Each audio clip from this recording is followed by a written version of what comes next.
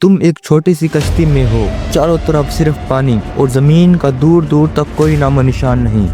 अंधेरा छा रहा है, तेज़ हवाएं कान में सुरसुराहट कर रही हैं और एक तूफान तुम्हारी कश्ती को खिलौना बना रहा है। क्या तुम 438 दिन यानी लगभग 1.5 साल तक इसी समंदर में ज़िंदा रह सकते हो बगैर किसी खाने और पीने के? जोस सल्वादोर अल्वारेंगा, एक 36 साल का मछेरा, उसने ये करके दिखाया और इसके साथ ही एक ऐसा वर्ल्ड रिकॉर्ड भी बना दिया जिसको आज तक ना ही कोई तोड़ पाया है और ना ही शायद तोड़ना चाहेगा। दोस्तों, सवाल यहाँ पर यह है कि आखिर ये बंदा 438 दिन तक जिंदा रहा तो रहा कैसे? इतने बड़े और वीरान समंदर में उसको खाना कहाँ से मिलता था? वो क्या खाता था, क्या पीता था, धोता कैसे था?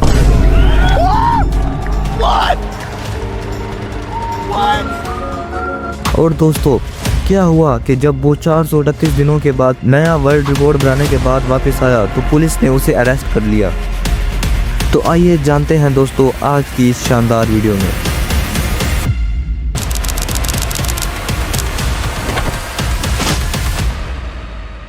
सत्रह नवंबर 2012 कोस्टोला अज़ुल, मैक्सिको। सुबह का सूरज चमक रहा था और जोस सल्वादोर अल्वारेंगा, एक 36 साल का मछेरा, अपनी 25 फुट लंबी कश्ती तैयार कर रहा था। वो अपने गांव में एक मशहूर मछेरा है जो शार्क्स, मार्लिन्स और सेलफिश पकड़ता था। रोज की तरह आज भी उनका प्लान सिंपल था। उनका इरादा था 30 घंटे फिशिंग करेंगे, इसलिए उन्होंने 2 दिन का फिशिंग ट्रिप 50 से 100 मील दूर पैसिफिक ओशन में जाने का इरादा किया।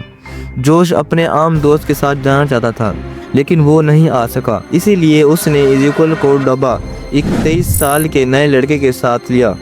दोस्तों, इज़ेकियल पहले समंदर में कभी नहीं गया था और ना ही उसको कोई एक्सपीरियंस था क्योंकि वो सिर्फ 30 घंटों के लिए जा रहे थे। इसीलिए कश्ती में सिर्फ आइसबर्ग, मछली रखने के लिए एक रेडियो, थोड़ी सी फिशिंग गियर, पानी की बोतल्स और थोड़ा सा खाना था। जोस अल्वारेंगा सोच रहा था एक छोटी सी फिशिंग ट्रिप करते हैं और शाम को घर जाके नेटफ्लिक्स और चिल करेंगे। लेकिन समंदर बोला, बेटा आज तेरा फुल सीजन बनेगा। जोश कश्ती को समंदर की तरफ ले जाता है। साहिल पे लोग हाथ हिला रहे हैं और जोश के दिल में खुशी का झोंका है। शाम तक जोश और इज़ेकियल ने काम शुरू कर दिया।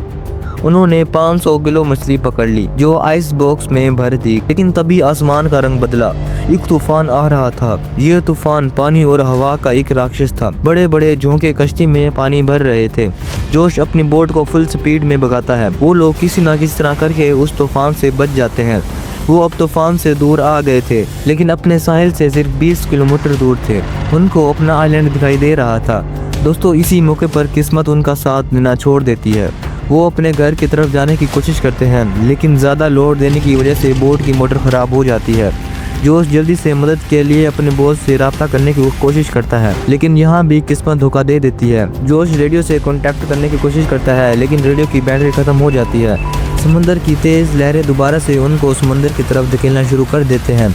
देखते ही देखते वो आइलैंड जिससे वो 20 किलोमीटर दूर थे अब वो गायब होने लगता है। जब उनके बॉस को खबर मिलती है तो वो फ़ौरन सर्च टीम भेजता है लेकिन तब तक बहुत देर हो चुकी होती है। दोस्तों, जोश की बोट जहां गुम हुई थी वो एरिया पैसिफिक ओशन कहलाता है। दुनिया में टोटल 5 ओशन है, Arctic ocean, southern ocean, Indian ocean, Atlantic ocean, Pacific ocean और इन सबसे बड़ा ओशन है पैसिफिक ओशन।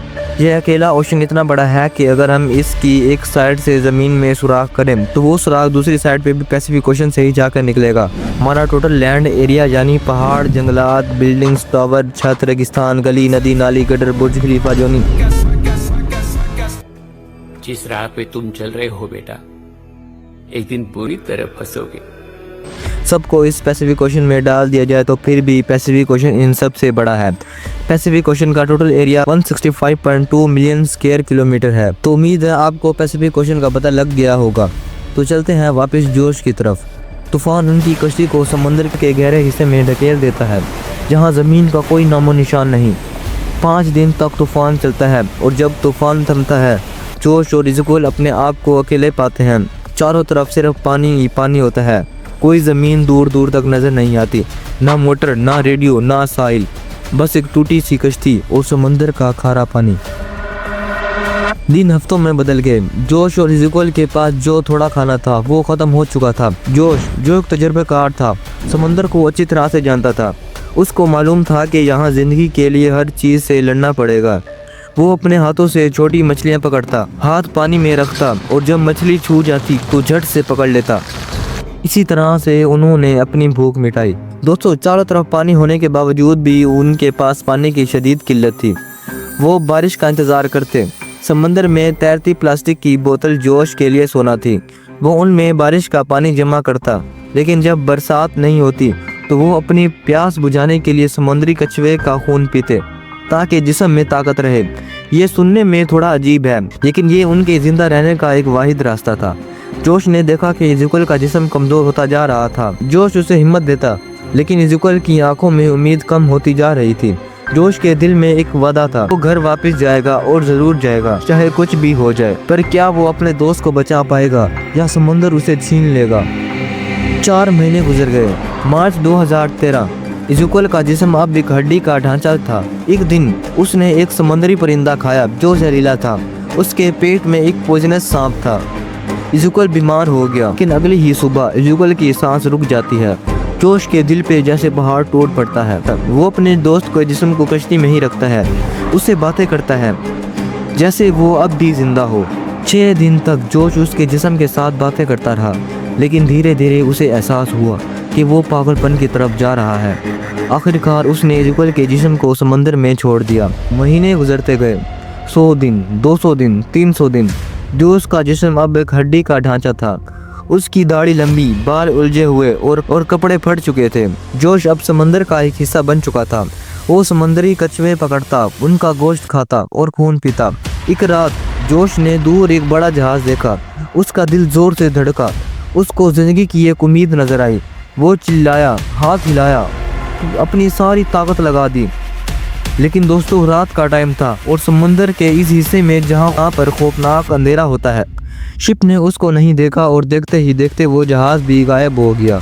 उसने दिल ही दिल में सोचा होगा, ले भाई दीपक है? पता नहीं किस बहानचोद की नजर लग गई। जोश रो पड़ा। उसका दिल टूट गया। उसके जिंदा रहने की आखिरी उम्मीद भी खत्म हो गई। क्या मैं यहाँ हमेशा के लिए रह जाऊंगा? वो सोचता है, पर उसके दिल में उसका वादा एक छोटी सी आग की तरह जल रहा था। क्या ये आग उसे घर तक ले जाएगी? आखिरकार वो दिन आ ही गया दोस्तों, जब 30 जनवरी 2014 सुबह के वक्त जोश ने दूर एक छोटी सी रोशनी देखी। समंदर में नारियल तैर रहे थे। ये इशारा था कि आसपास जमीन है। वो मार्शल आइलैंड के इबोन अटोल के करीब था, मेक्सिको से 6700 मील दूर। ये इतना लंबा सफर है जैसे वो पूरी दुनिया का चक्कर लगा आया हो। और जब 14 महीने बाद उसे जमीन दिखाई दी तो उसके दिमाग में शायद यही बज रहा होगा,